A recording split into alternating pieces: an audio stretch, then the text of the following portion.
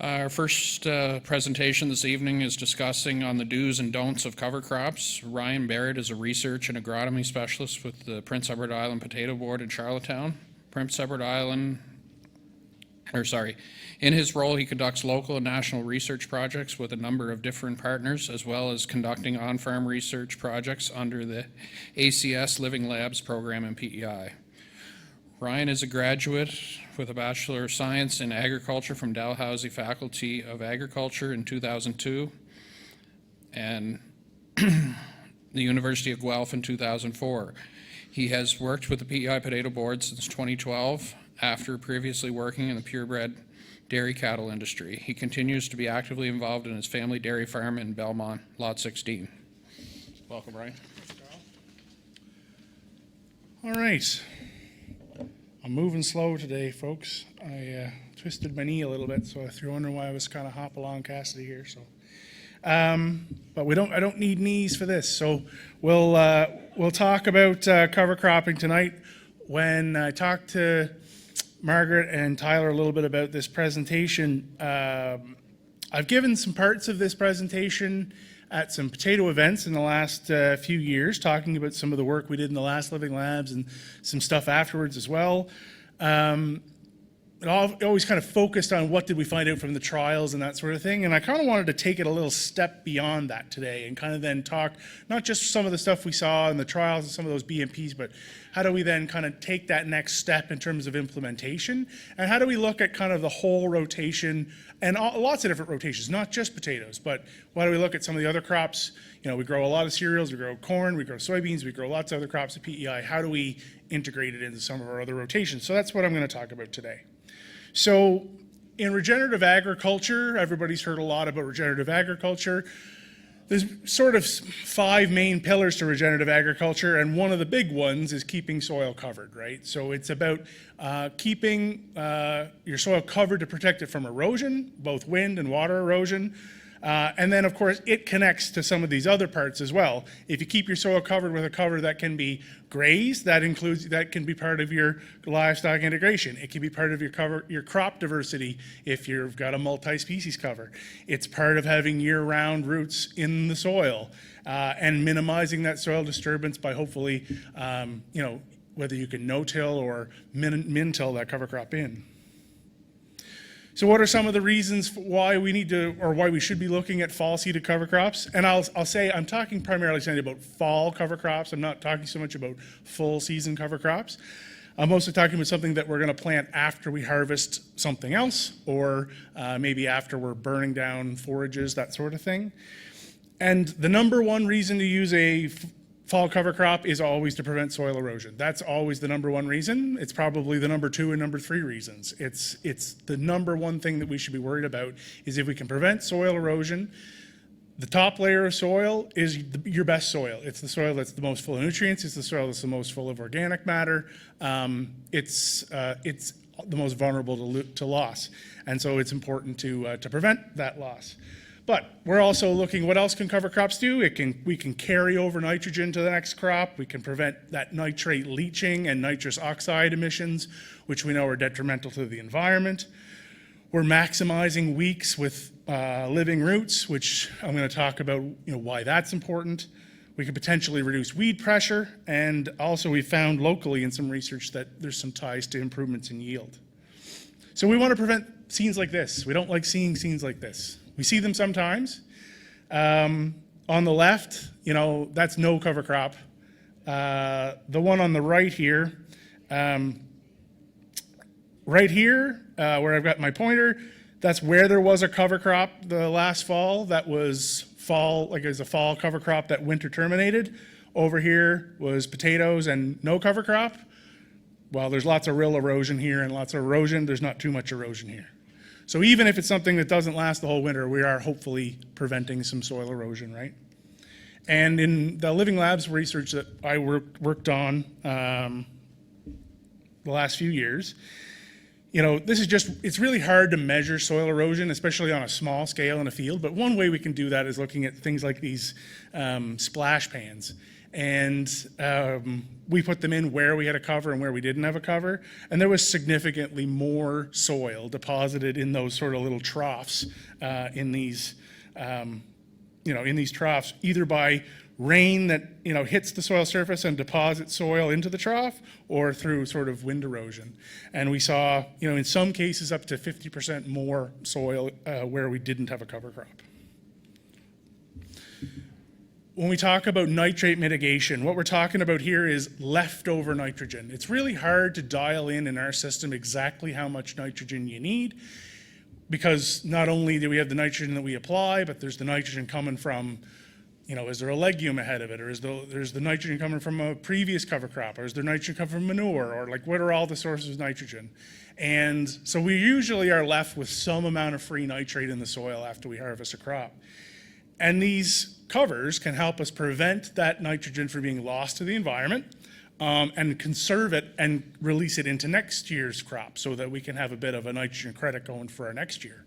And I've seen in some trial work that we've done here in the last little while, 20 parts per million is what the biggest one here, that's 20 parts per million. 20 parts per million is about 40 pounds an acre of nitrogen that's being carried over with that cover crop versus not. And if we don't have a cover crop and we have excess nitrogen that's just in the soil, in our system where we get a lot of rain in the fall here and we have sandy, coarse textured soil, that nitrogen either all goes down in the groundwater and goes into our deep groundwater, or it's going to be off-gassed as nitrous oxide. Both are not good. Nitrous oxide is a very potent greenhouse gas, and nitrates contaminated drinking water. So anything we can do to prevent that leftover orphan nitrogen from being lost in the system is a good thing.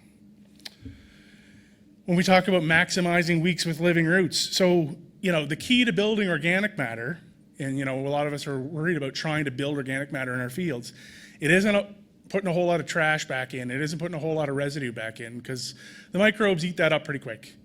What it is about keeping living roots as much as possible, having something green in your field as much as possible, because those living roots feed the soil microbes, which continually generation after generation, and their necromass, the dead bacteria and fungi in the soil is what is going to contribute to new organic matter for your field. So if we can do whatever we can to maximize biomass, both our above ground and in particular our below ground biomass, it's going to be a benefit for long-term building organic matter. I'm not saying that putting in a cover crop 1 year is going to boost your organic matter by a lot. It isn't, but over a period of years, there are some studies that have shown that there is an increasing trend on organic matter with a more dedicated program of fall cover. This is a photo from one of my trials. This was from Shamrock area, and on the left was mustard the fall before as a cover crop. Following this was spring wheat. And then over here, this was the check, no cover. And you can see it right to the line as to where that mustard helped to diminish and lower the weed pressure a little bit. And we've seen that in some of our trials. It's not every year and it's not every field, but we definitely see, especially the brassicas like radish and mustard, fall rye, which is alleliopathic and directly inhibits weeds through root exudates. And buckwheat is another one. These are all crops which have been shown in many studies over the years to outcompete and suppress weeds. So it is a potential way to reduce weed pressure without the use of chemicals. And then I mentioned yield improvement. We did a multi-year trial with Living Labs. I had 19 site years, so that's 19 individual grower trials spread over 3 years. And what we saw is about an 11% increase in marketable yield on potatoes, where we had a cover in the same field versus no cover crop. And our win rate on that was, I think of those 19 trials, I think 16 of them had a benefit for the cover crop versus the check. So it was a fairly strongly significant result, and it's led to a lot of producers moving towards covers before their potato crop. Again, trying to take advantage of all those benefits of the cover. I think part of this is the nitrogen carryover from the year before, but I think there's probably some other additive benefits that are in that as well. So when I talk about, we can talk a lot about all these benefits and all these reasons why we should cover crop, and then it comes to implementation. And how do we make it work? And where do they fit? The easiest one is basically after cereals and forages. So if you're taking off wheat and barley in August, or if you're going to burn down alfalfa or clover in late August, early September, you've got lots of window to plant lots of different cover crops. And you can, in our falls, and our falls are generally trending warmer all the time as well, so you've got more opportunities. And your list of potential cover crop options is wider. So I mentioned here, like you've got your barley, your oats, like your spring cereals that are going to winter terminate, but they will establish quickly with no need for fertilization, and they'll come along pretty quick. You've got your radish, so oilseed radish, tillage radish. As long as you get them in reasonably early, that's a good option. Same for brown mustard. Peas is an option. Mixtures of these. The photo I have here, this is from up in O'Leary, and this wasn't a trial. This was just a grower that wanted to try something. And on the left-hand side, this is just tillage radish, seeded at 8-10 pounds an acre. And on this side is tillage radish plus oats. And you can see, it fills in the holes just a little bit better and just gets a little bit more green cover over there. And it's not a lot of oats, so it's like 40 pounds an acre of oats plus the, say, 8 pounds an acre of radish. So it helps just to fill that in just a little bit more. So I do like, if you can, a 2-species cover of a grass in Nebraska works really well, but the individuals can work really well. If you want something that's going to overwinter, you don't mind having something that you have to burn off in the spring, then you've got all your winter cereals to think about as well, and we're going to talk about those more in a second. We've done some research with the board and through our AIM program a few years ago now. And that was doing like this fall hilling or fall ridging in the fall with a cover crop ahead of potatoes. And what we found is that, compared to not doing it, it definitely increased our yields by 10, 15 hundredweight, that sort of thing, over a number of years. That soil warmed up faster, so you'd be able to work it and plant earlier. It holds a little bit more moisture. So we have a few growers in PEI that are moving towards doing more of this fall hilling or fall ridging and using that to get their cover on at the same time as well. Again, you've got a lot of growers now have the seeder box right on the tillage equipment, so you can do it all in one pass. That's getting more popular all the time, especially if you've got a relatively small seeding rate crop like mustard or radish that's only 8-10 pounds an acre, but it can still work for rye. If you're just trying to get rye on early as a cover, Woody Van Arkel this morning talked about, he's only putting on 40-50 pounds an acre of rye when he's putting it down early. We don't have to put 100 pounds an acre of rye if we're doing it in an early September to get a good cover. So I think this is an option for that as well. The photo on the right, I put that in there for anybody that hasn't worked with radish before. This is what we see in the spring, and the only thing that tells you that there was radish there is these holes. And one of the benefits of tillage radish is those holes really help with water infiltration. So getting water into the soil, if it wasn't for those holes, you might not know that there was cover crop there, but they did do something. With radish and mustard, planting date's really important. The one on the left was planted late August, 1st of September. The one on the right was planted the end of September. Big difference. So for me and the trial work that we've done and the experience that I've talked about with growers, I don't advise most years planting mustard or radish as a cover after the middle of September. The earlier the better. So, but definitely after the 15th of September most of the time, most years you're going to struggle to get a good amount of biomass on it. But if you can get it in late August, early September, you can definitely get fields that look like this. This is up west, and it was a really nice big cover crop. That picture's taken in, I think, first week in November, and it was great. And that'll stay green till Christmas if we don't get a lot of frost. So it'll hold a lot of soil and hold a little bit of snow too. So then the question comes for the late seeded covers, stuff that we're harvesting late, potatoes, silage corn, things like that. Stuff that we're harvesting late September, early October.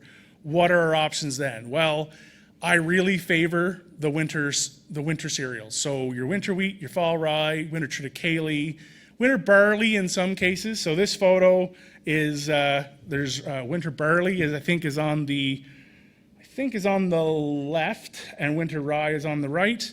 Winter wheat is on the right. We did a few trials on this. We had trouble getting the winter barley to survive the winter. It grew tremendous in the fall and looked great in the fall, and in some cases had better cover than the wheat or the rye, but we had a hard time getting it to actually go to a harvestable crop the next year. So I think we were probably just a little bit too late planting it after potatoes. I think if you were putting it in early September, you'd have a better chance. But this is an opportunity for getting not just a cover, but also an economic cover. So you're not only covering your ground, but if you can get winter wheat in, or you've got a market for rye, or you want to plant triticale and have it as a forage crop the next spring, or an early silage or something like that, that's a real option as well. And I know there are people doing that.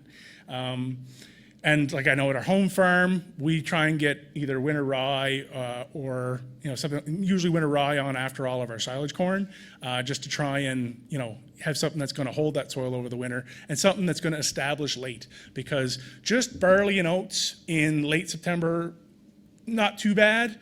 Early October, it just struggles. And in a really good year, you'll do okay. But the later, it isn't going to give you the amount of cover that you really want. And then it's going to winter terminate, and it's not going to be there in the spring, whereas your winter cereals will. This is just a photo from home. So Kyle mentioned my family farms up in lot 16. So this was a field where we had a field that was planted in fall rye as a cover in late September, and this was 2020. This was spring of 21. So we know 2020 was dry, and we were short on feed. So we're like, okay, well, this field of rye looks pretty good. Let's mow it down, and we'll see what we can get off of it for silage. We got about 4 bales of the acre of silage on it, cutting it on the 30th of May, and baled it on June the 1st. And then we directly went in and no-tilled grain corn into that, and it was our best field of grain corn that year. So going in after rye helps with weeds, and helps provide a little mulch on the soil as well. So again, depending on your rotation, there are some ways to make these things work and be a little flexible, right? If you need the forage, if you need you need something to kind of nurse that other crop along, there's some other options.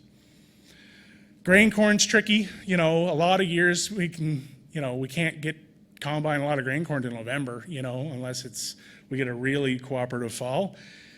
So doing a cover after the corn comes off is next to impossible. So what are we going to do? Well, we talk about interseeding. I know Woody wasn't a big fan of it this morning, and I understand there's reasons for that. There are opportunities where people are planting corn on, say, 60-inch rows, like 2 double 30s and then a 60 between them, and doing some of this sort of cover crop corridors in between them. There's other people that are having success with interseeding, like ryegrass underneath corn. Some of your legumes that we can normally underseed under barley, they withstand being under barley pretty well. They'll withstand being under corn. So if you can find the right way to get them on, that you're not just going to kill them out with your herbicide, that's the big thing. Is when do we apply them? Do you have interseeding equipment maybe at fertilizer top dress time? It requires a little bit of innovation. It requires a little bit of thought. It's not just easy. The photo on the left is a project that Kyra Stiles did with my farm a couple years in a row, where we did Roundup Ready alfalfa under corn. So we planted the corn, and then we direct seeded Roundup Ready alfalfa over top of it. And the first year, we probably went a little too heavy on the Roundup and a little too early, and we smoked most of it. And that's why you can see there's some there, but it's not as much as we would have liked. The next year it came pretty good. We got the rate and the timing down, and it did pretty well, and it did come up the next year, and we were able to use that for alfalfa feed the next year. So again, it might not fit for everybody, for every rotation, but it might fit for some. Soybeans, we probably don't think, again, a lot of soybeans come off in October and it's hard to get covers on after that, but some folks in other places, after the soybeans are hitting maturity and they're starting to lose their leaves, you can go and throw on some seed then. Maybe you can get some cover. That's what they did in this photo on the left. The one on the right, this photo, this is a drone that's here in PEI, and it's got a box on it that it's got a seeder box on it, and you can seed with a drone. And maybe for corn and soybeans or some of these crops that you can't get a tractor into, when they're in August and September without damaging the crop, maybe we could seed some cover crops with a drone. Maybe that's an option going forward. I know there's some people looking at trying that this year and on a few acres and seeing how it works. So just some things to think about. After October the 5th, from some of the work that we did in the last Living Labs, basically winter cereals are the best on a year after year basis. Some years you'll get away with the barley or oats, but the winter cereals will be your friend better. Direct seeding is always better than broadcast because you get more seed to soil contact and you can have a lower seeding rate. But I understand, like, if you're trying to get it on ahead of potato harvest, or you're trying to, you just don't have time, and you don't have time to put a seed drill on or something, and you just want to kick it on with the broadcast, I understand that. So again, some is better than none. So do what you can do to make it work. But if you are broadcasting, you probably need to up your rate by at least 25%. And if you're putting seed on ahead of the potato digger and you're going to bury a bunch of that seed, you might have to put it up by even more than that. The really important thing for getting a good fall cover is seed to soil contact. So even if you are broadcasting it, consider, do you want to run a roller over that, or maybe a really light scuffle with the harrows or something to just get some soil contact on there? Because I was into a couple fields this fall where people just broadcast rye or broadcast barley on bare ground, and 1 out of 100 made a plant. So, you're just wasting seed at that point. So you need to try and get a little bit more seed to soil contact. You don't need huge seeding rates if you're doing it early, and if you're just looking for a cover. You're just looking for something green and you're not bringing it out to a crop, you don't have to put on 150 pounds an acre. And in some of our trial work, we actually saw no difference in cover, in the amount of green cover, with 25 and 50% more seed. So you can go with 100 pounds an acre of barley at the end of September. 150 didn't make it any better. So just try and dial that in. Experiment with it a little bit on your own farms and see where the rate is, but you don't have to go bananas with the rates most of the time. As I said before, consider mixing a cereal with a brassica for max biomass if that's something that works for you, something that you can manage. Earlier termination of legumes starts the clock on end release. So we've got a lot of growers, potato growers now, that are terminating those clover and alfalfa crops in August and early September, because the main reason is that the nitrogen from those crops are going to release when you want them in the middle of the summer next year, not late in the season when the crop's already taken up all its nitrogen. So but the best thing to do is terminate it early, or late August, early September, and get a cover crop on. And as with everything in agronomy, and especially in cover crops, something is better than nothing. And it's hard to be perfect, but anything you can do to get something green and living in that soil, to hold soil, is better than not doing anything. So I just want to thank some of the people that work with me on these trials and work with me on some of this work. Ag Canada, of course, both through the Living Labs program as well as the OFCAF program, which hopefully some of you have tapped into to help with cover crop funding. The Department of Agriculture has a great soil first farming program, which includes some access to free soil health testing. I hope some of the growers in the room are taking advantage of that. The Federation, of course, that administers OFCAF, and then some of our research partners. My AIM funding comes from Cavendish and the province and the potato growers, and then also work with East Prince Agri, Dalhousie, UPEI, and the Fruit and Vegetable Growers of Canada. So that's me. Any questions? We got time for questions, Kyle? 1 or 2 maybe? We're a smaller group tonight, so we can feel free to ask questions. Tyler? Yeah.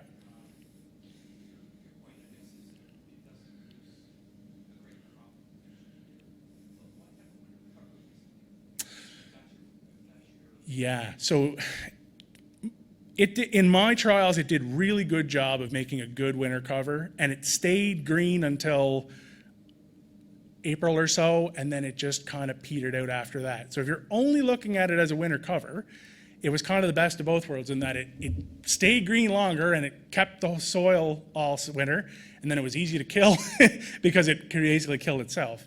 But it killed itself later than if it was just spring barley. The problem is winter barley's not cheap because we don't really have too many people growing it here. So I had to bring it in from Ontario, and it was not cheap. So what I think would be better is that if people could be growing some of it to make their own seed, if they wanted it as a winter cover, and maybe plant it a little earlier, plant it late August, early September, I think you probably would get a decent crop after it then with the right agronomy and the right management. But when Pete was down here talking about winter barley, he said basically, what's your optimum date for winter wheat, and back it up 2 to 3 weeks. So if our optimum date for winter wheat here is, I don't know, 20th of September or something like that, I would probably say it's going to be more like the early September for winter barley. Any other questions? Nick? I haven't, other than just done some basic stuff at home. It's 14.5% protein. It's, if you can get it before it goes to head, or before it goes to much to head, like it's just starting at head stage, it's pretty digestible. It's not as good as alfalfa or a lot of other good forages, but as cheap, bulk feed for beef cattle or something like that, it does pretty well. Yeah. Ryan, Yep. you mentioned about fall hilling. Yep. Coming from somewhere that's nearly as wet as PEI, we tried that back home and there was a few issues with it. Is there anything you can identify about what to do, to watch out for? Yep.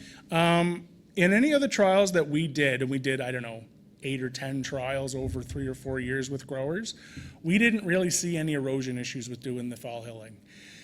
So basically, it's about making sure you do it right and do it early and get a good cover on. And if you get a good cover on, then it doesn't really seem to channel the water too much.